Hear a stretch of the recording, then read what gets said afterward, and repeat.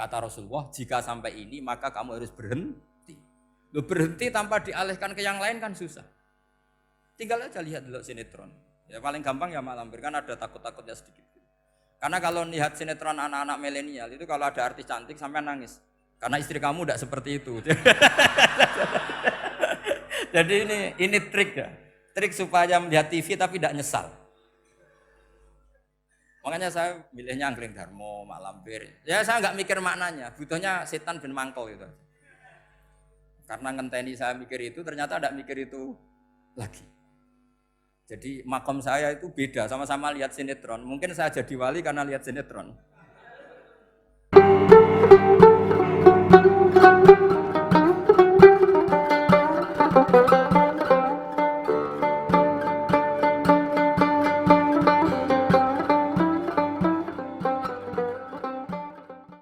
Assalamualaikum warahmatullahi wabarakatuh. Bismillahirrahmanirrahim. Tabarakalladzi nazzalal furqana ala 'abdihi liyakuna lil 'alamin nadhira. Allahumma shalli wa sallim ala sayyidina Maulana Muhammadin wa ala alihi washabbihi ajmain. Amma ba'du. Ingkang sangat kula hormati, sangat kula takzimaken Kiai Haji Mustofa Bisri sedanten keluarga, Kiai Haji Yahya dan semua keluarga besar Bani Mbah Bisri Mustofa. Ingkang sangat kula hormati Profesor Dr. Al-Habib Said Aqil Al-Munawwar. Beliau adalah profesor ahli hadis juga sekaligus ahli tafsir yang sangat kita hormati dan yang hadir kita hormati. Mari bersama-sama nikmati audisi ini. Jadi ini saya digambar Mbah Mus untuk audisi. Jadi saya lulus apa enggak ya enggak tahu. Tapi saya pastikan tadi kalau Profesor Said Aqil Al-Munawwar fasih membaca Al-Quran, saya akan menjadi kompetitornya, akan fasih memaknai tafsir Quran. Karena saya sudah tidak mungkin bersaing di suara. Orang tahu semua kalau suara saya itu jelek. Mungkin Allah mau bagi-bagi rezeki. Jadi kalau saya suaranya bagus, nanti tidak diundang jadi mufassir, diundang jadi penyanyi hadroh. Jadi sudah itu saya nikmati saja. Begini, saya dari awal itu sudah saya perkirakan.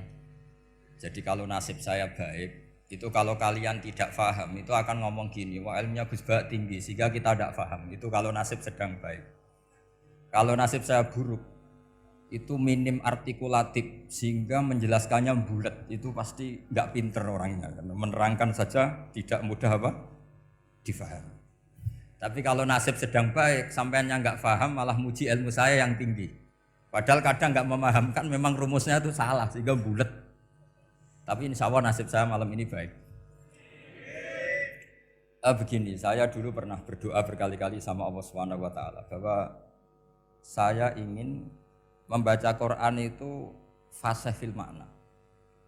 Fasih itu artinya jelas, runtutan logikanya jelas. Sehingga barokahnya fase itu logika Quran atau logika yang dibangun Quran itu menjadi benar-benar logika yang diterima siapa saja, termasuk diterima oleh orang kafir. Kita tahu Umar itu masuk Islam sebelum mondok apa enggak pernah mondok? Sebelum mondok, enggak pernah beliau ngaji tafsir. Enggak pernah mondok. Tapi beliau dengar Quran itu paham. Karena logika yang diutarakan Quran itu logika sesuai fitrah salimah. Sesuai akal yang apa? Sehat. Saya di mana-mana cerita karena ini kebanggaan para mufassir. Ketika Jubair bin Mut'im bin Adi menceritakan bapaknya yaitu Mut'im bin Adi. Beliau adalah orang yang sangat pintar sekali sehingga didelegasikan oleh kafir Quraisy untuk jadi negosiator di Asra Badrin. Jadi perang Badar itu kan ada Asra Badrin, orang-orang kafir yang ditawan Islam. Kemudian orang ini diutus untuk jadi negosiator. Singkat cerita pas datang ke Madinah pas Rasulullah Shallallahu Alaihi Wasallam baca surat Wattur wa kitabim mastur fi rokim mansur sampai ayat am khuliqu min ghairi syai'in am humul khaliqun sampai ayat am khalaqus samawati wal ard. Di ayat itu Allah menceritakan kalau Tuhan-Tuhan yang kamu anggap Tuhan itu sebagai Tuhan, misalnya Lata, Uzza, Manat, nggak apa-apa kata Allah. Tapi kata Allah saya minta bukti prestasi mereka apa kalau sebagai Tuhan itu. Apakah pernah ikut menciptakan langit bumi? Atau kalau nggak bisa menciptakan urun kata Allah, urun semen sak-sak kata Allah, penting urun. Sehingga logika lalu terbangun, prestasinya apa? Tuhan-Tuhan yang kami tuhankan itu. Kata Allah, Kul ara'aitum ma tad'una min dunillah aruni madza khalaqu minal ardi am lahum syirkun fis samawati. Kalau mereka Tuhan tunjukkan prestasinya ke saya kata Allah. Apakah mereka terlibat dalam penciptaan langit dan bumi? Atau kalau nggak bisa menciptakan 100% kata Allah setidaknya urun. Ya tadi urun semen am lahum syirkun fis samawati. Syirkun maknanya urunan. Lalu ketuhanan berhala Uzza dan sebagainya batal karena ayat ini. Orang kafir berpikir, wah ini tidak Tuhan karena nggak punya prestasi apa-apa. Lalu mereka secara ekstrim malah berpikir ateisme, tidak mengakui adanya Tuhan. Kalau nggak diakui adanya Tuhan, berarti alam raya ini dimulai dari ketiadaan. Logikanya berarti begini, hadhil maujudat khalaqahal adam. Langit yang karuan wujud, bumi yang karuan wujud, hewan-hewan yang karuan wujud, matahari, rembulan, lautan semuanya wujud. Kemudian semua maujudat ini dirumuskan khalaqahal adam, diciptakan oleh ketiadaan. Pertanyaannya adalah ma huwal junun asyaddu min hadza? Kegilaan apa yang lebih parah ketimbang ini? Karena sesuatu yang wujud dimulai dari sesuatu yang tidak wujud. Berarti sama dengan mengatakan hadhil maujudat khalaqahal adam. Semua yang enggak ada ini diciptakan oleh sesuatu yang enggak ada. Jadi semua yang ada diciptakan oleh sesuatu yang enggak ada. Maka Quran ketika ngendikan am khuliqu min ghairi syai'in. Apakah kalian semua atau mereka semua diciptakan min ghairi syai'in, min ghairi khaliqin maujudin. Saya ngecek di beberapa tafsir termasuk bukan kitab tafsir tapi maknanya sama seperti di Ihya. Masa alam raya seindah ini, seeksistensi ini, senyata ini kemudian diciptakan oleh sesuatu yang tidak ada. Mereka akhirnya mikir, ya harus diciptakan oleh sesuatu yang ada. Nah karena sesuatu yang ada ini posisi pencipta, maka harus berstatus super. Nah super ini oleh ulama dibahasakan wajibil wujud. Maka zat yang menciptakan ini namanya zat sing wajibil wujud. Lalu wajibil wujud ini oleh Islam disebut Allah Subhanahu wa ta'ala. Kayak apa fasihnya Quran bikin logika? Atau orang yang jadi Tuhan itu yang mengklaim sebagai Tuhan? Itu juga mungkin, yang penting mewujud. Siapa itu? Fir'aun. Fir'aun itu mengaku sebagai Tuhan. Dia sudah sah dari segi dia wujud. Namanya orang wujud punya eksistensi, mungkin berkreasi. Saya ulang lagi, namanya orang wujud punya eksistensi, tentu mungkin berkreasi. Tapi pertanyaannya begini, ketika Musa tanya, pertama ditanya Musa, lalu kamu kalau menyembah selain saya, nyembah siapa? Kata Musa, Rabbul Alamin. Siapa Rabbul Alamin? Rabbus samawati wal ardi, yang menuhani langit bumi. Terus kata Fir'aun, tidak jawab, manggil Haman. Haman, kamu kan arsitektur, coba ibnili sorhal ali abluhul asbab. Ya Haman ibnili sorhal ali abluhul asbab. Bangunkan sebuah piramida yang tinggi, la'ali at-tali'u ila ilahi Musa. Saya ingin melihat Tuhannya Musa. Lalu kemungkinan Tuhan di bumi, kata Fir'aun, ma'alim tulakum min ilahin ghairi. Kemana-mana saya melihat yang jadi Tuhan saya. Musa ngerti kalau Fir'aun ini pekok cara bahasa Jawa itu. Itu menerangkan sifatnya Allah itu dengan sifat yang sederhana. Tapi justru dengan sederhana ini Fir'aun tidak bisa jawab.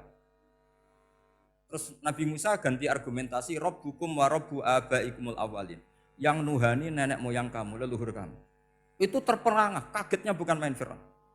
Karena para umatnya, para punggawanya lalu berpikir, kalau ini Tuhan berarti buyut-buyutnya enggak ada Tuhan. Kan Tuhannya datang terlambat. Makanya Pak Jokowi kalau dituduh PKI gak terima. Saya ini lahir tahun berapa gitu.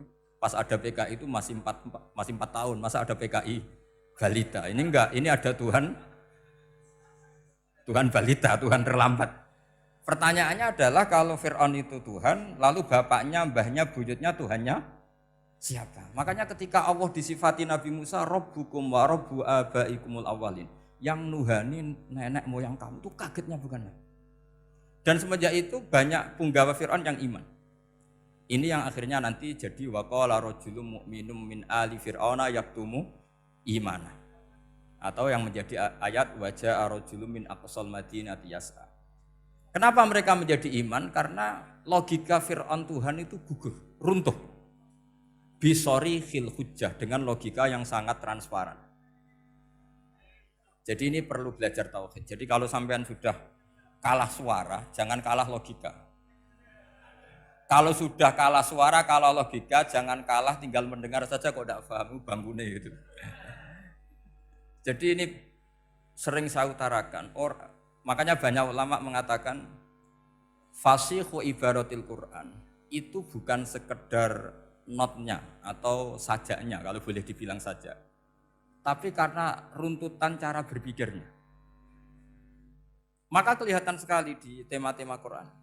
Ketika nyifati Allah Rabbus samawati wal ardi tidak mengalahkan Fir'aun, justru dengan sifat yang ringan Rabbukum wa Rabbu abaikumul awalin bisa mengalahkan Fir'aun. Nah, kenapa sekarang orang tidak fasih baca Quran? Karena tadi perangkat itu tidak cukup. Saya berkali-kali matur, juga sering matur Mbah Mus. Saya itu masih belajar Al-Ibris, Mbah Misbah, Marbawi, semua khazanah tafsir, baik yang bahasa Jawa, bahasa Melayu, itu masih saya pelajari. Termasuk saya pelajari lughatnya. Mulai lughat yang setengah benar sampai macam-macam. Saya tadi matur sama Profesor Said Aqil Al-Munawwar. Memang bacanya harus urut, Said Aqil Al-Munawwar. Karena sekali salah Said Aqil Sirat. Sebenarnya enggak apa-apa, ini sama-sama orang alim. Cuma enggak tahu nasib di publik ini, enggak tahu saya ya, macam-macam lah gitu. Namanya orang banyak. Enggak usah dijelaskan. Tapi semuanya baik. Saya pernah ketemu Pak Said Aqil Sirat itu bilang gini, Gus, orang jadi wali itu sebabnya 2. Mungkin kalau kayak jenengan banyak pecintanya, yang doakan banyak. Kalau saya banyak yang benci, wah itu ngirangi dosa gitu kan. Batinku dasar wong alim bener wae. Jadi beliau nikmati memang itu. Karena babanya beliau itu sama dengan babah saya yang dari keluarga Kudus. Buyut saya itu kakaknya buyutnya Pak Said Aqil. Jadi makanya jangan pernah benci orang alim. Orang alim bulet atau kayak opo itu masih saja punya alasan. Saya itu dengar Kiai Bisri, cerita Kiai Bisri itu tidak ada yang serius. Dulu ketika ada polemik Haji yang Mu'alim, itu orang kumpul semua di sini. Kata Kiai Bisri, sudah nunggu Mbah Fadl. Mbah Fadl sudah di rumah. Ngiranya orang itu ya Mbah Fadl rawuh dileteh. Setelah lama Mbah Fadl tidak datang. Loh Kiai Bisri, Mbah Fadl tidak datang. Ya di rumah. Lah mana kok tidak ada? Ya di rumahnya sendiri. Karena beliau enggak pernah bilang di rumahnya. Orang saja yang kepikiran kalau itu rumah leteh. Itu mirip seperti guyonannya Rasulullah SAW. Nabi itu kalau guyon itu tidak pernah bohong. Makanya di tiba itu disebut wayam zahu wala yaqulu illa haqqan. Nabi itu ya guyon, tapi enggak pernah bohong. Yang bohong kan khayal kamu. Masyhur itu ada orang sepuh sowan Nabi. Di kitab saya itu perempuan, tapi di beberapa kitab lelaki. Saya tidak tahu pastinya berapa. Biasanya ahli hadis mentahmilkan taat dudul kisoten atau taat dudul waqiaten. Oke, kita bayangkan itu perempuan. Ya Rasulullah, saya ini tergesa-gesa, nanti takut kemalaman. Ini orang sepuh. Jadi jangan kamu bayangkan Nabi suwani wong ayu nom nanti jadi hoax. Orang sepuh. Oh di sini aja, enggak usah tergesa-gesa pulang kata Rasulullah. Nah nanti gimana? Saya jalan kaki ya Rasulullah sampai kampung saya itu nanti malam. Kata Nabi, la ahmilan naki alab hinako. Santai saja nanti tak pinjemin anaknya unta. Kata perempuan tadi, ma fa'altu bibni nako. Apa yang bisa saya lakukan dengan anaknya unta? Sudah tenang saja kata Nabi. Setelah mau pulang, disiapkan unta, ya unta tua, unta layak dinaikin. Ya Rasulullah ini kok unta tua, katanya anaknya unta. Nabi dengan santai, oh masih tua ya anak unta. Jadi itu menafsirkan anake onto cilik itu kan pikirannya kamu kan. Sebetulnya anake onto itu ya tua pun anake onto. Maka saya itu yang termasuk bangga. Nasib saya nanti insya Allah kayak Gus Mus, kayak Gus Dur. Sampai tua dipanggil Gus. Tapi saya niatnya lebih buruk. Supaya nanti kalau saya salah pantas ngijek Gus. Tapi dalam kompetisi kadang Gus itu kalah. Itu dulu di Pondok Sarang tuh kalau ke WC itu antri. Itu yang di WC didodok. Didodok. Supaya cepat keluar. Ayo cepat keluar, saya Gus. Dikira teror Gus itu yang di WC menjadi takut. Yang dalam WC gak kalah, saya malah kiai. Sehingga, jadi memang kacau, kalau sudah logika itu kacau. Tapi di Ihya kitab yang populer dikaji di pesantren, itu ada babnya. Qodiyat itu pengarang tentang betapa wajibnya takdim sama Rasulullah. Tapi punya bab mizahun Nabi, guyonan-guyonannya Kanjeng Nabi. Cuma Nabi seninya tadi wala yaqulu illa haqqan. Meskipun guyon itu enggak pernah bohong, itu butuh seni itu. Bohong apa guyon tapi tidak pernah bohong. Tapi umatnya ada saja yang pernah niru, ya termasuk Ki Bisri tadi. Sudah nunggu Mbah Fadl, sudah di dalam. Ketika ditunggu ternyata ya dalamnya Mbah Fadl sendiri bukan di dalam apa? Ada seorang raja yang gemar kawin karena orang Arab gemar kawin. Itu setiap ada perempuan cantik ingin dinikah. Nikah itu masih baik, jadi sama ndak usah anti. Soal kamu dengki sama orang poligami itu ya hasut gitu. Yang layak biar poligami, asal ada yang mau dan siap-siap ada tambah satu, hilang satu. Biasanya kan. Singkat cerita dia itu cinta sama seorang perempuan. Nah perempuan itu ditanya-tanyakan sama pemuda situ ajudan dia. Gimana saya boleh nikah itu? Jawabannya tadi kaifatang kihuha wa qad ra'aitu qabbalaha rajul. Kok kamu nikahi gimana? Saya pernah melihat dia itu dicium seorang lelaki. Kamu itu seorang raja, masa nikahi perempuan yang pernah dicium seorang lelaki? Wah itu miso-miso raja. Udah enggak. Saya ini raja muslim soleh, masa nikahi orang yang pernah dicium lelaki? Suatu saat si pemuda ini menikahi perempuan itu. Mangkelnya bukan main, karena dia saingan sama raja, gak mungkin menang. Satu-satunya menang itu bikin hoax tadi itu. Ini cerita ini di Ithaf tuh, di sarahnya Ihya. Kamu kira di ini di cerita Alfu Yaumin wa Lailatin Abu Nawas enggak, ini cerita di Ithaf. Kitab yang sangat sakral karena sarahnya apa? Ihya. Setelah nikah, maki-maki raja. Orang enggak punya harga diri, perempuan pernah dicium orang kok dinikahi. Tadri mandalikar rajul, kamu tahu siapa lelaki itu? Huwa abuha, yaitu bapaknya. Oh terrajan wasem, enggak ngerti gue gitu. Jadi apa? Kiai-kiai dulu itu rileks. Sehingga saya datang ke sini ketika diminta sama Mbak Mus. Sebenarnya enggak diminta, diperintahkan. Karena pasti pakai agak-agak otoriter gitu. Karena di atas kita, jauh di atas kita. Mbah Mun guru saja manggil beliau Lek. Karena kita tahu Mbah Mus punya ibu, ibunya itu binti Khalil Harun. Mbah Khalil itu, saya punya manakibnya banyak tentang Mbah Khalil Harun. Jadi beliau itu adiknya Umar Harun. Mbah Umar Harun itu dulu alim-alimnya Ki Sarang, setelah Mbah Ghazali itu Mbah Umar Harun. Termasuk Mbah Khalil Harun yang ngaji sama kakaknya Umar Harun. Setelah beliau alim alama, singkat cerita setelah menyelesaikan pendidikan, pindah ke Kasingan itu dibawain santri oleh kakaknya, namanya Umar Harun. Nah Mbah Harun itu punya istri namanya Mbah Sinto, itu saudaranya Mbah Ghazali. Makanya Mbah Mun manggil Mbah Mus itu Lek, karena Mbah Mun ke Mbah Ghazali itu Mbah Mun Nyai Mahmudah binti Ahmad. Ahmad ini bin Su'aib. Su'aib ini juga menantunya Mbah Ghazali. Terus Mbah Ghazali, berarti Mbah Mun dari Mbah Ghazali generasi kelima. Kalau Mbah Mus kira-kira ya Mbah Mus, Nyai Bisri, Mbah Khalil. Nah Nyai Sinto ini sudah saudaranya apa? Mbah Ghazali. Berarti Mbah Mun dengan Gus Mus itu kalah satu tokoh di urutan nasab. Makanya manggil apa? Tapi Mbah Mus orang baik, tidak pernah manfaatkan itu. Yang sering manfaatkan Mbah Nawawi itu. Karena pernah sepuh itu, wah sembrono kalau sama saya itu. Saya di mana-mana itu digosipkan murid beliau. Ya saya ikhlas saja, itu satu-satunya harga diri Mbah Nawawi, ya saya ikhlas. Saya ikhlasnya. Jadi karena memang saya manggil beliau juga memang pernah nyembah. Buyut saya kandung itu namanya Maimunah, itu mbaknya Mbah Dowi. Jadi saya ini juga Bani Lasem. Buyut saya kandung namanya Maimunah, istrinya Mbah Umar, Umar bin Arabi. Melahirkan mbah saya sampai ibu saya sampai saya. Saya teruskan. Jadi cobalah Quran itu dibaca secara fasih. Kalau ingin baca fasih caranya gimana?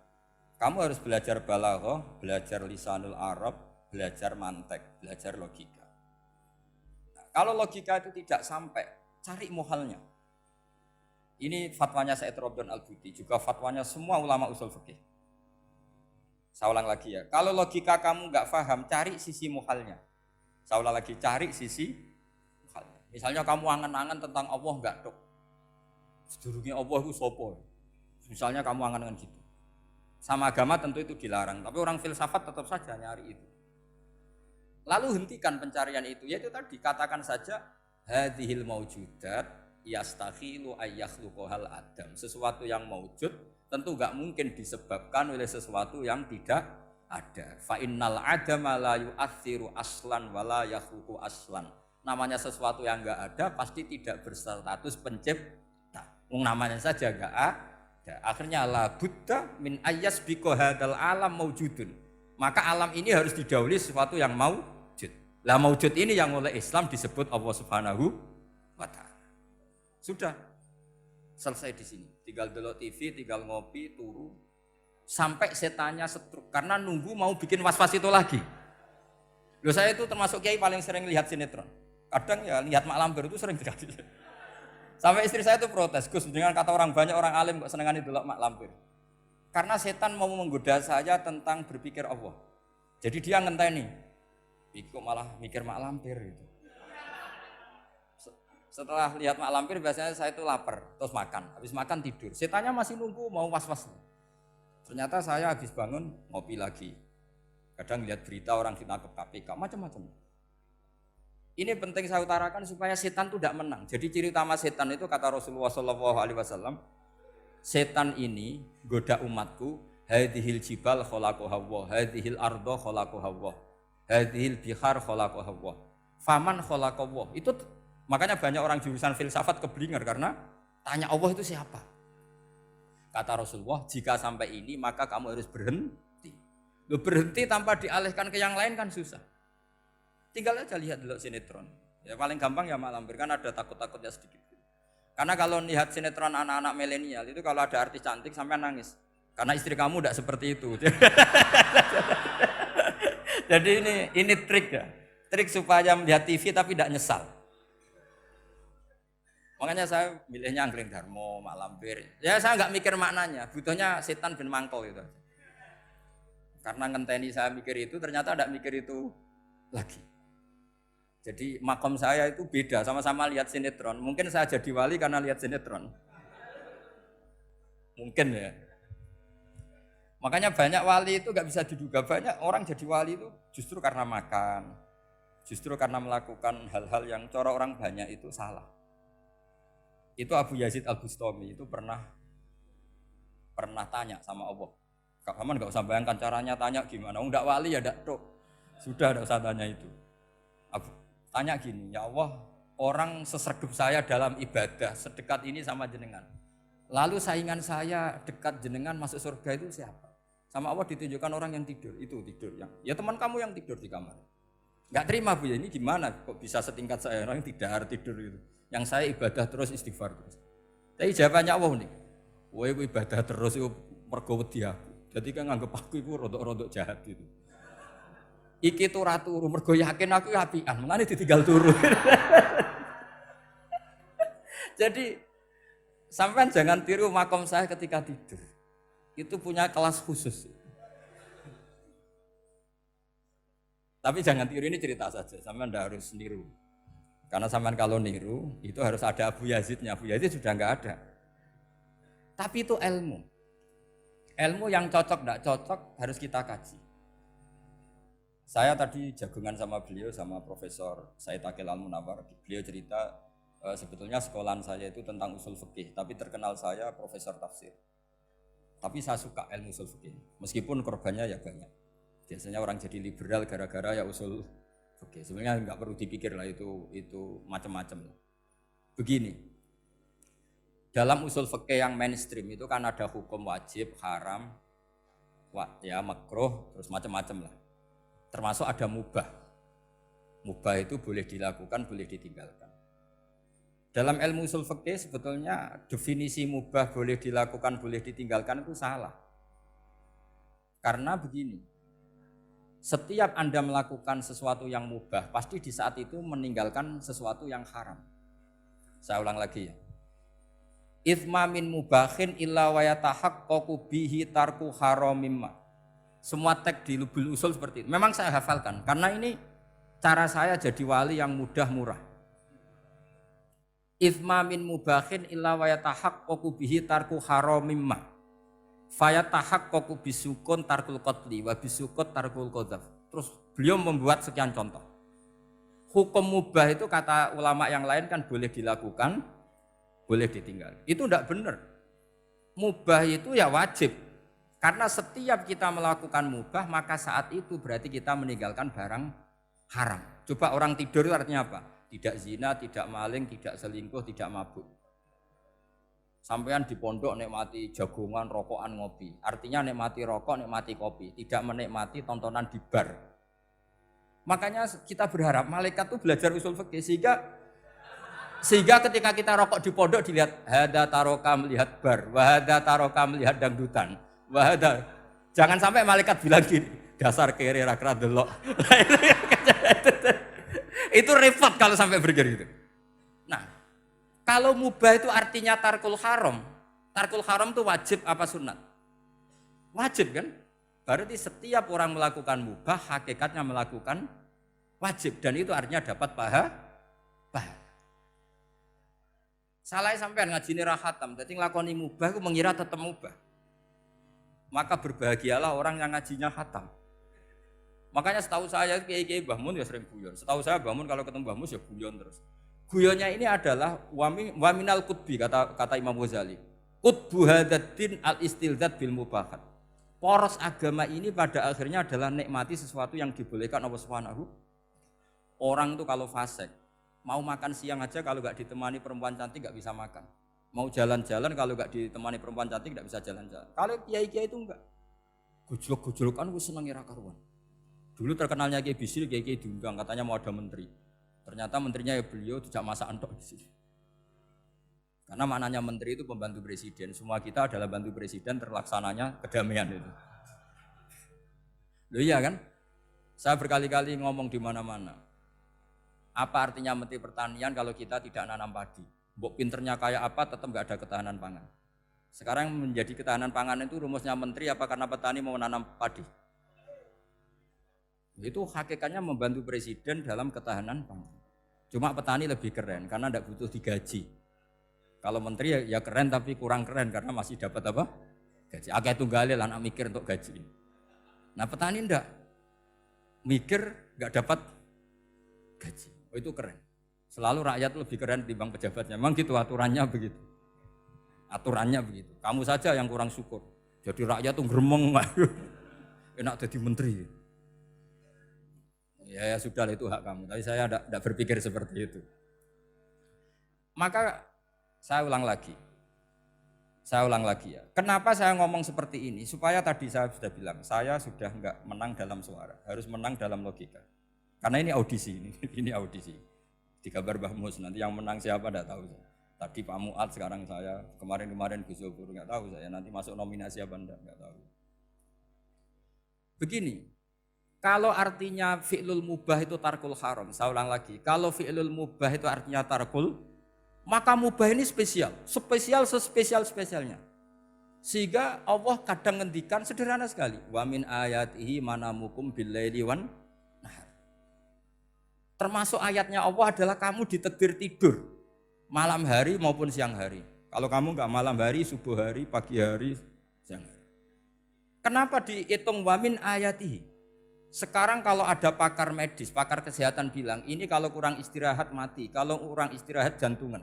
Berarti tidur adalah menghilangkan penyakit jantung. Obat paling mandi dengan orang rutin tidurnya itu masih mandi orang rutin tidur. Kamu beli obat harganya 1 miliar tapi nggak pernah tidur 3 hari, tetap taqabbalallahu minna minkum taqabbal ya karim. Maka yang penting itu obatnya apa tidurnya? Tidurnya yang dibantu obat. Tapi kalau obat tok nggak dibantu tidur, masih sakit. Berarti penting mana tidur sama obat? Karena penting tidur wamin ayatihi. Orang kayak sampean sering delok YouTube, delok gambar macam-macam. Barokah mana dengan tidur? Wong nak melek mripate delok macam-macam. Barokah tidur. Jadi tidur adalah perlawanan terhadap keinginan melakukan haraman. Ya, saya ulang lagi, tidur itu adalah perlawanan terhadap keinginan melakukan keharaman. Jadi kalau mau tidur nyati gini, ya Allah, siap tidak berangan-angan tentang maksiat terus tidur. Itu wa min ayatihi. Jangan kok gak di duit terus ngombe sing akeh ben iso ngantuk. Wah ini tidur yang untuk melawan kemiskinan. Supaya lupa utangnya tidur, lupa kasusnya itu udah akan jadi wali yang seperti itu. Kalau jadi wali tak gugat gitu. Nah, sehingga karena mubah itu tarkul haram, Allah itu sering menghitung ibadah yang super itu halal mubah. Misalnya Allah ngendikan kulu washrobu, kamu harus makan. Sekarang gini, jaga kesehatan itu wajib enggak? Wajib. Kalau saya tidak sehat tidak bisa ngaji di sini. Apalagi Mbah Mus kalau nggak sehat ditunggu orang se-Indonesia fatwanya.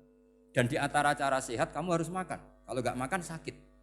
Lalu makan dengan posisi menyehatkan orang yang bisa fatwa, bisa mulang, bisa macam-macam. Posisi ini super apa tidak super? Super. Maka Allah kadang sederhana ngendikan ibadah itu kulu wasrobu jom kowe yo mangan yo. Tapi ayat ini menjadi tidak hebat kalau dibaca orang tidak pernah ngaji, enggak pernah ngaji usul fikih. Pangeran piye to? Dirimo ngongkon mangan kowe dikongkokno kulu. Wis ora usah ngono ya wis mangan. Rusak Quran kena makna ngono iku rusak.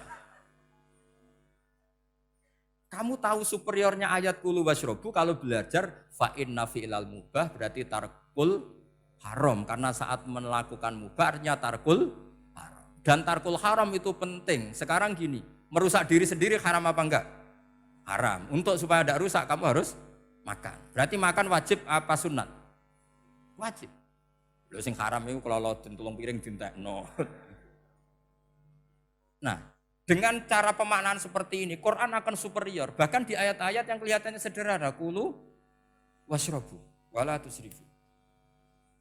Ketika Nabi Musa dimenangkan mengalahkan Fir'aun, itu Allah firman pertama gitu, kamu harus makan mimma rozaqnakum. Cuma syaratnya wala tatghaw fihi fayakhilla alaikum ghadab. Kalau kamu berlebihan nanti dapat ghadab saya. Nah khawatir saya kalau ilmu ini sudah hilang terus ayat-ayat yang biasa tentang kemanusiaan dikira biasa. Padahal ayat ini super, misalnya nikah. Nikah itu oleh Allah, perempuan yang kita nikahin itu oleh Allah disebut surga. Saya punya bukti, misalnya gini ayat ya, wala tangkihul musyrikati hatta yu'min, wala amatum mu'minatun khairum min musyrikati walau a'jabatkum. Terusannya ayat wala tangkihul musyrikina hatta yu'minu. Wala abdu mu'minun khairum min musyriki walau a'jabakum. Terusannya ayat itu ulaika yad'una ilan nar. Para musyrikah yang ingin kamu nikahi karena mereka non muslim atau kafirah atau musyrikah itu hanya mengajak kamu masuk neraka.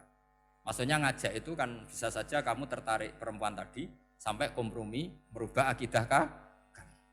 Terusannya ayat wallahu yad'u ilal jannah.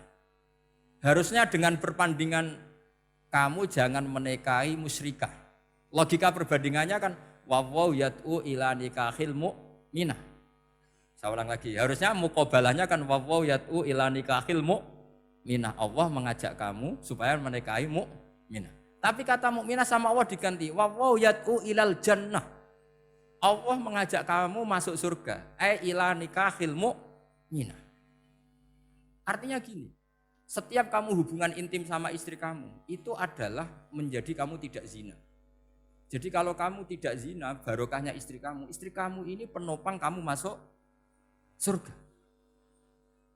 Makanya Rasulullah pernah ditanya, ibadah itu apa saja? Nabi secara ringan diantara jawabannya, wa fi buti ahadikum shadaqah. Sudah kamu ngumpul istri kamu itu ya ibadah. Terus kata sahabat-sahabat, ya Rasulullah ayati ahaduna syahwatahu wa walahu ajrun. Yang benar saja Rasulullah, masa urusan gitu dapat pahala gitu. Nabi jawabannya ya enteng. Alai salawaduha fi haramin aka'ana ali wisrun. Kalau dia salah yang dikeloni kan ya dosa. Berarti kalau ngeloni yang benar juga pahala. Berarti istri kamu itu jannah surga. Cuma jannah yang agak aneh karena rewel itu agak aneh. Jadi itu jannah yang agak aneh. Maka supaya jannah ini tidak aneh, kata Rasulullah itu cara bersuami istri itu, kata Rasulullah, halla jariyatan tula ibuka wa tula ibuka. Sebagian riwayat, halla jariyatan tudhohikuha wa tudhohikuka. Kamu cari perempuan yang gampang guyon, gampang rileks. Mula abah itu rileks, mudhohaka ya rileks. Saya berkali-kali cerita, saya ini termasuk orang yang nggak pernah diskusi penting sama istri saya. Karena takut tegang, biasanya kalau tegang itu yang suaminya kalah. Jadi saya itu nggak pernah diskusi penting. Saya kemarin mau ke Pasuruan ya, mau ke Peloso itu ditanya, mau kemana? Ya tidak tahu. Terus pulangnya kapan? Ya nggak tahu. Wong kok rohan. Ya saya senang saja. Enggak roh itu artinya kan bodoh. Orang bodoh itu enggak mukallaf, artinya enggak dosa kata saya. Jadi saya ngambil hikmahnya saja. Ditakoki kok jawabannya ora jelas. Ora jelas itu misteri. Memang dunia itu penuh misteri. Pokoknya tak itu. Pokoknya yang kira-kira itu jadi tidak penting. Rasulullah tuh kalau debat sama istrinya ya milih gitu, milih mula abah mudhohaka. Saya punya sekian cerita betapa Rasulullah tuh rileks ngadepin cemburu-cemburunan. Sayyidah Khadijah tentu orang yang super bagi Rasulullah. Sampai ketika adiknya Sayyidah Khadijah, kalau nggak salah namanya itu Halah itu. Kalau datang itu Rasulullah tuh menjamu karena mengingatkan suara Khadijah. Kalau muji Khadijah itu sudah langit Rasulullah. Sehingga Aisyah itu cemburu. Bagaimana Anda selalu muji Khadijah? Waqad abdalakallahu khairan minha. Allah mengganti yang lebih cantik ketimbang Khadijah dan lebih muda. Maksudnya Aisyah.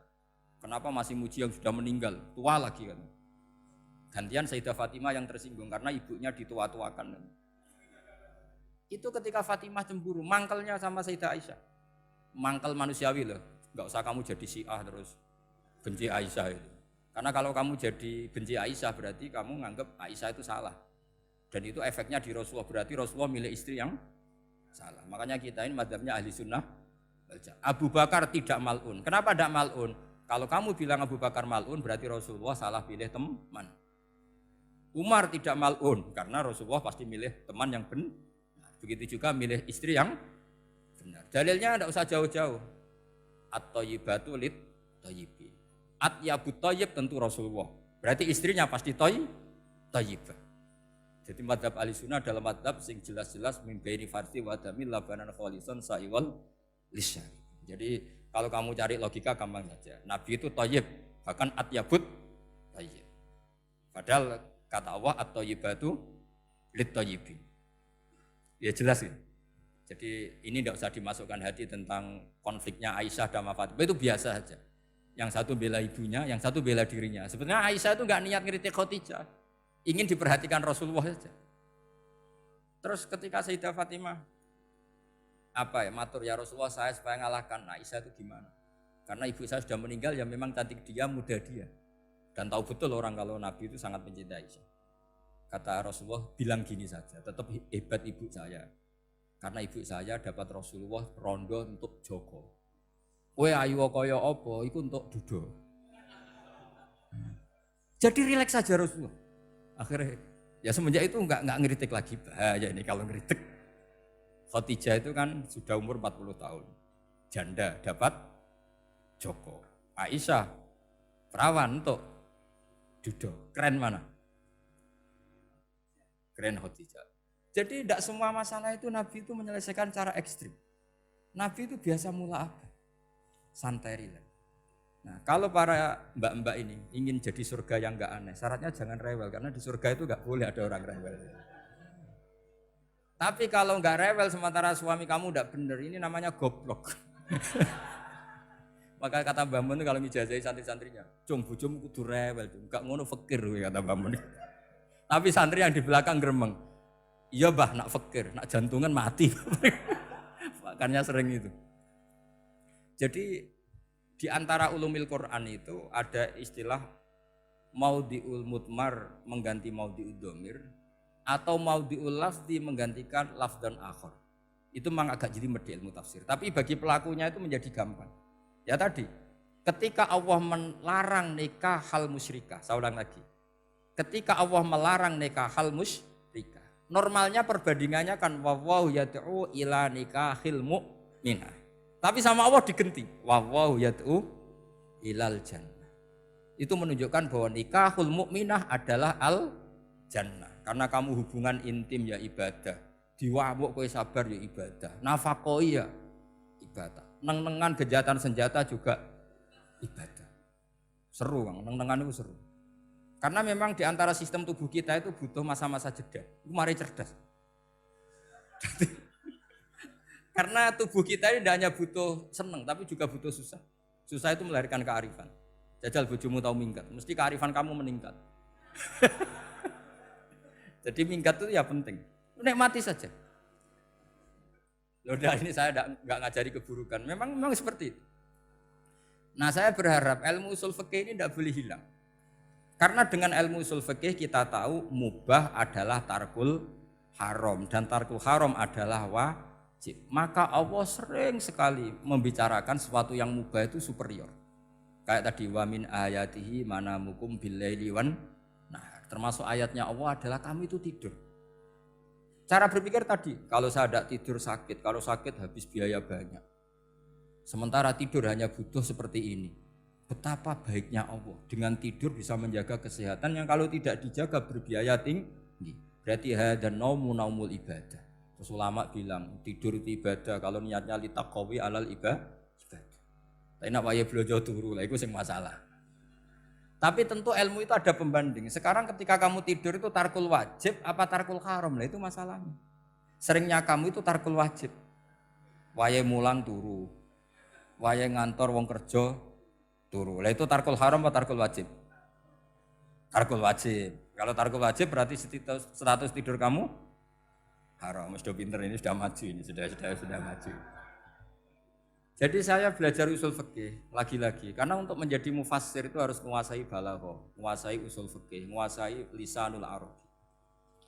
Nah, lisanul arabi yang sering saya contohkan berkali-kali. Saya punya kitab namanya Ar-Risalah. Orisinil karangannya Imam Syafi'i. Saya baca beberapa kali khatam. Juga saya beberapa kali bacakan santri. Itu kalau memaknai Quran secara lisanul arabi itu gampang sekali. Gampang sekali. Ketika Imam Syafi'i mengatakan kamu boleh tayamum ketika bepergian dan saat bepergian itu tidak menemukan air. Syaratnya kamu tolabul ma', cari-cari dulu. Ketika ditanya sama ashabus Syafi'i, kenapa harus cari-cari dulu? Jawabannya enteng. Li'anna Allah ta'ala yaqul falam tajidu ma'an wala yuqalu liman lam yatlub lam yajid. Karena Allah ngendikan kemudian kamu tidak menemukan air. Di mana-mana tidak menemukan setelah mencari. Kalau belum mencari namanya tidak tahu. Jadi dari kata falam tajidumaan kemudian kamu tidak menemukan. Tidak menemukan berarti apa? Setelah mencari. Sehingga beliau mensyaratkan dicari-cari dulu baru berkesimpulan tidak menemukan. Nah setelah tidak menemukan kamu baru boleh tayang. Segampang itu ilmu usul fikih di depan Imam Syafi'i. Ulumul Quran dianalisis dengan usul fikih. Ketika ditanya kenapa Anda mensyaratkan nikah itu pakai wali? Ayatnya apa? Kalau hadisnya jelas, la nikaha illa biwaliyin mursyidin. Ayatnya apa? Imam Syafi'i secara enteng baca ayat fala ta'duluhunna ayyankihna azwajahunna idza tarawdu bainahum bil ma'ruf. Jika wanita yang kamu waleni, saya ulang lagi, jika perempuan yang kamu walikan, misalnya kamu punya anak yang umur 20 tahun ingin nikah sama seseorang. Seseorang ini layak. Ya misalnya kiai ya apal alfiyah. Tadi kata Mbah Mus itu muridnya Mbah Khalil alfiyah diwolak-walik apa. Saking seringnya belajar alfiyah kata beliau sampai santri apal alfiyah wolak-walik tapi raro carane jamak kosor. Karena dulu pondoknya mau pondok nahwu. Jadi kayak di ngelirap itu. Tonggone nganti apal fa'ala yaf'ulu fa'lan. Cinone weh apal saking bedino itu ujiane ra selawatan fa'ala yaf'ulu fa'lan wa ma fa'lan wa fa'ilun. Jadi pondok ya macam-macam. Itu saat tadi sampai mana itu? Tentang apa? Wali nikah tadi. Di bab fikih, saya ulang lagi di bab fikih.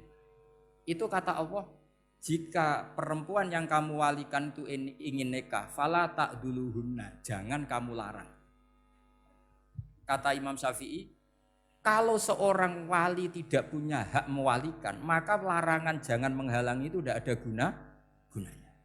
Misalnya gini, Zaid itu tidak punya utang saya ulang lagi, Zaid tidak punya utang saya. Memang ini ilmu logika, Zaid tidak punya utang saya.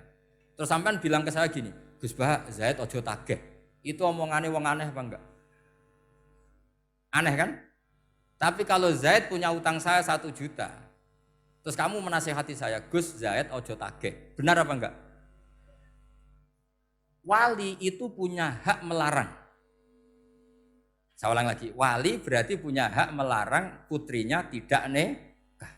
Sehingga diperintahkan Allah, kamu jangan pernah melarang. Berarti punya hak melarang. Kayak tadi, Gus ojo tagih, berarti aku dia hak nagih. Misalnya otoritas bandara ATR, pesawat Boeing sekian-sekian Lion, bolehkan landing di sini. Karena operatornya punya hak melarang, juga punya hak mengizinkan. Tapi kalau orang lain kamu bilangin, pesawat Lion nggak boleh landing di Semarang, orang lain yang nggak terkait dengan otoritas itu, aneh nggak omongan itu? Aneh. Kalau wali dilarang menghalangi perempuan ingin nikah harus memberi izin maksudnya, maka berarti wali punya hak menikahkan. Paham yang saya maksud? Makanya Imam Syafi'i mensyaratkan seorang perempuan yang nikah harus pakai wali. Jadi segampang itu. Kitab Ar-Risalah menerangkan ulumul Quran. Dan dalam banyak hal ulama dulu itu, makanya saya tadi berjanji, karena Quran itu bisa kamu baca fasih, kamu dengerin suara enak ya enak, kamu dengerin logika yang enak ya enak. Jangan sampai kamu udah dua-duanya. Suaranya sudah ada enak, logikanya tidak enak, itu kacau namanya. Ketika Imam Syafi'i ditanya, bagaimana hukumnya uzubah? Uzubah itu enggak nikah. Padahal ada hadis faman rohiba an sunnati falesa. Kata Imam Syafi'i ya enggak apa-apa. Kenapa? Fa inna wa ta'ala dzakara 'abdan sholihan wa qala wa sayyida wa hasura wa nabiyya minas sholihin. Allah menyebut nabi yang soleh, dan di antara nabi yang soleh itu ada yang berstatus hasur. Hasur itu tidak ada keinginan sama perempuan, akhirnya tidak nikah. Berarti tidak nikah itu boleh karena ada nabi yang tidak nikah. Segampang itu dulu. Saya punya kitab, saya ini baru gencar-gencarnya kampanye kitab Syajaratul Ma'arif.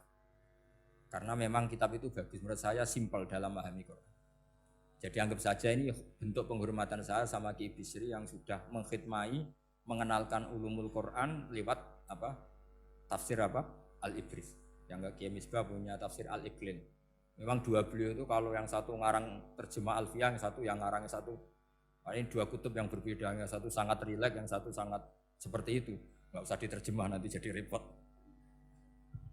Itu ulumul Quran yang ditulis Syajaratul Ma'arif itu gampang sekali. Misalnya begini, beliau bikin judul Babun Nafil Ibad Bikullil Bilad. Bab seseorang harus manfaat kapan saja dia berada. Itu terus beliau qala ta'ala wa ja'alani mubarakan ainama kuntu. Ciri utama para nabi itu ngendikan wa ja'alani mubarakan ainama kuntu. Saya dijadikan di mana-mana itu berkah. Jadi seseorang hidup harus di mana-mana manfaat. Terus ketika beliau ngendikan babun la yutrakul haqqu li ajril batil, bahwa kebenaran tidak boleh ditinggalkan hanya karena ada banyak kebatilan. Beliau terus ngendikan inna sofal marwata min sya'airillah faman hajjal baita wa atamara fala junaha alai ayat tawafa bihim.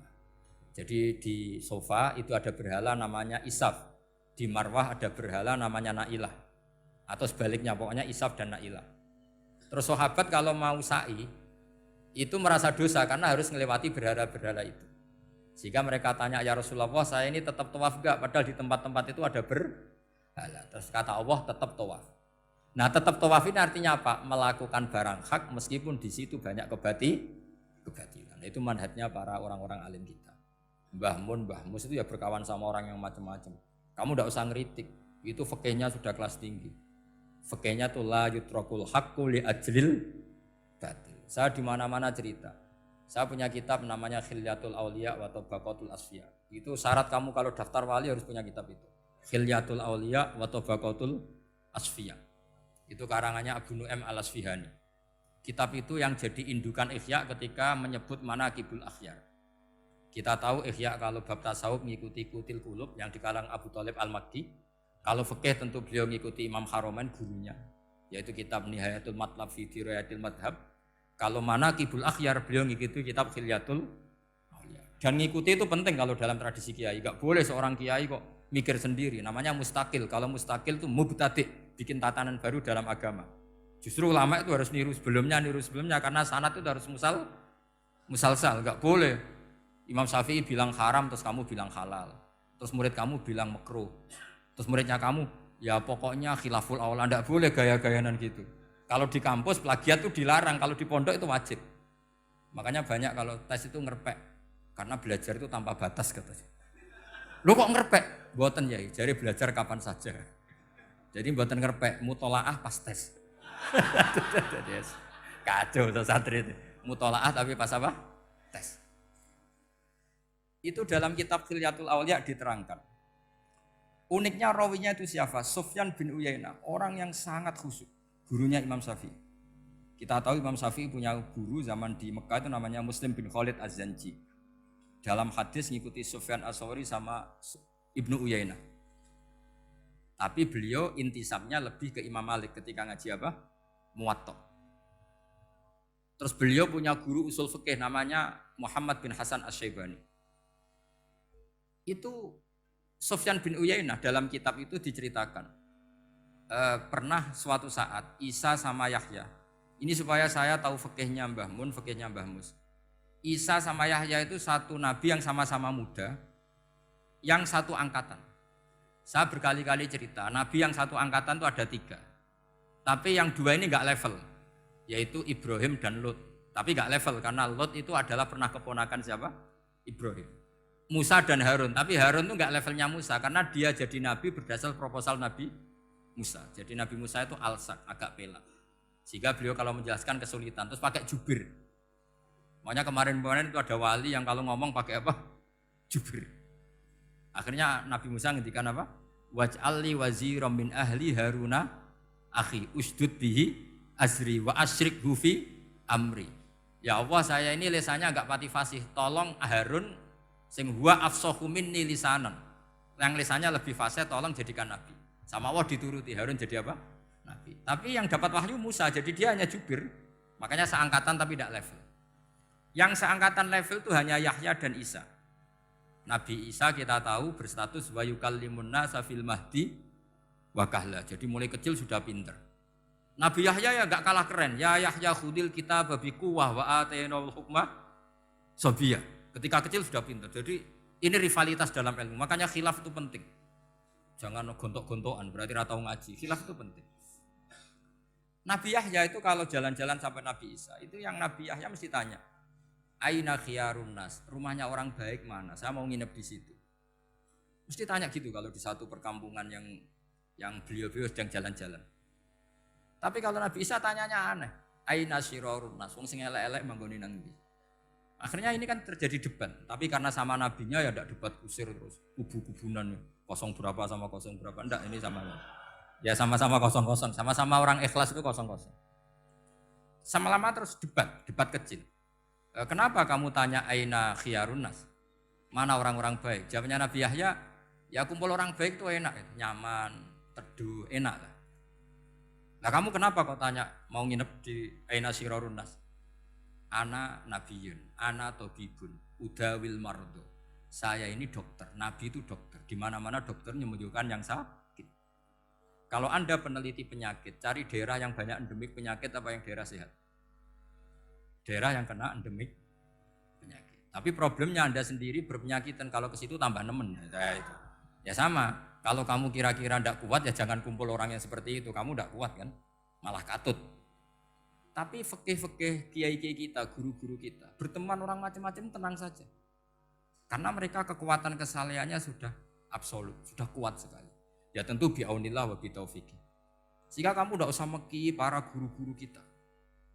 Saya pernah didhawuhi Mbah Mun. Ya Jong ya aku wis ketemu Megawati. Piye-piye Indonesia kudu damai. Engko nak tukaran yo repot. Jane yo piye, aku yo kiai. Artinya beliau harus ketemu karena untuk supaya Indonesia itu damai. Beliau anggap saja makili religius, Bu Mega makili apa? nasionalis. Dan Indonesia damai itu kalau ada kerjasama antara kaum nasionalis dan kaum apa? Religi. Jadi yang namanya damai itu penting sekali. Sampai Rasulullah itu pernah berdamai sama orang yang jelas-jelas kafir. Apalagi Indonesia belum sampai seperti itu. Yaitu kita tahu dalam Sulhul Hudaybiyah, Nabi berakad damai sama Suhail bin Amr, padahal kafir. Nah, kalau kamu Qur'annya sudah seperti itu, maka Qur'an itu punya kekuatan yang luar biasa. Ketika Sayyidina Ali konflik sama Sayyidina Muawiyah, itu dirumuskan kita berdamai. Setelah kita berdamai, terus ada pertanyaan begini. Lalu orang yang sedang konflik itu nak ketemu raine, roh raine wis ra seneng. Ning dinggon jenenge konflik ketemu raine wis ra seneng. Oke, kita pakai mediator, kata Sayyidina Ali. Akhirnya Sayyidina Ali pakai mediator, Muawiyah pakai mediator. Terus orang Khawarij bilang, dalilnya apa mediator itu? Enggak ada Qur'annya. Itu orang Khawarij. Sama enggak usah tanya, kalau orang sekarang yang apa Gus? Wah itu mari fitnah, itu provokator berarti tanya gitu. Singkat cerita terus Sayyidina Ali itu agak marah. Karena beliau terbentuk oleh Quran. Itu spontan Sayyidina Ali baca ayat wa in khiftum shiqaqa bainihima fab'atsu hakaman min ahli wa hakaman min ahliya. Jika suami istri menghadapi konflik, di mana-mana konflik roh raine kan gak seneng. Maka yang keluarga lelaki kirim mediator, yang keluarga perempuan kirim. Terus dari Sayyidina Ali, wa ummatu Muhammad a'dhamu min amri rajulin wa imra'atin. Umatnya Muhammad lebih serius ketimbang urusan lelaki dan perempuan. Wong suami istri saja kalau konflik butuh mediator, apalagi hadhil ummah. Segampang itu mereka istidlal. Jadi mediator dalilnya mana ya? Dalilnya wa in khiftum shiqaqa bainihima fab'atsu hakaman min ahli wa hakaman min ahli. Dulu Quran itu seperti itu. Ya sekarang problemnya Quran itu tidak dikaji seperti itu sehingga fasihul ibarat atau fasihul akli atau balaghatut ta'aqqul itu enggak ada. Makanya saya ini pengagum kitab Ibnu Hajar al-Asqalani yang nyari Bukhari. Kata Ibnu Hajar al-Asqalani termasuk mukjizatnya Quran adalah al-iltizat al-aqli. Akal itu menjadi nyaman. Itu uniknya yang dicontohkan seperti ngaji saya malam ini. Misalnya Allah ngendikan am khuliqu min ghairi syai'in, yang namanya maujudat tentu diciptakan sesuatu yang maujud. Karena akal akan tersiksa ketika dicekoki gini. Hadhil maujudat khalaqahal adam. Tersiksa enggak akal kamu sebagai orang waras dicekoki pikiran hadhil maujudat khalaqahal adam. Ini maujudat disebabkan oleh ketiadaan. Mesti kowe ra iso turu. Barang rono kok iso gawe iku piye? Nah ini yang dimaksud dalam ilmu tasawuf ala bi dzikrillah tatmainnul qulub. Jadi cara tenangnya hati itu macam-macam. Nak wong toreko wis wong kon wiridan. Nak koyo kula rada ahli akal, wis meneng. Alhamdulillah di pangeran sing wujud. Berarti hadil maujudat khalaqahal maujud. Berhubung maujud ini pencipta berstatus super. Super itu dalam agama disebut wajibul wujud atau musabbibul asbab atau kausa primamboh lah sauni-uni. Sing penting itu ora hadil maujudat khalaqahal adam. Makanya kata beliau Nabi itu bukan sekedar jamal suratan, ganteng secara perawakan, secara fisik enggak, tapi juga Nabi punya jamalul akal. Akalnya itu nyaman. Yaitu kita disuruh iman dengan sesuatu yang memang kita nyaman. Seperti kita disuruh iman bahwa alam ini diciptakan oleh Allah, oleh al-mawjud yang super. Kan terus nyaman. Coba kalau kamu diajarin Islam, alam ini yakini yang menciptakan adalah ketiadaan. Oh, kamu kuliah sampai profesor, sampai dokter pusing. Ini ajaran apa? Sesuatu yang tidak ada, menyebabkan sesuatu yang ada. Yaitu namanya termasuk ajaran ini indah karena ada al-iltizat al-akli. Kenyamanan apa? Berpikir, karena terus nyaman. Ya saya kira demikian, ini audisinya selesai. Assalamualaikum warahmatullahi wabarakatuh.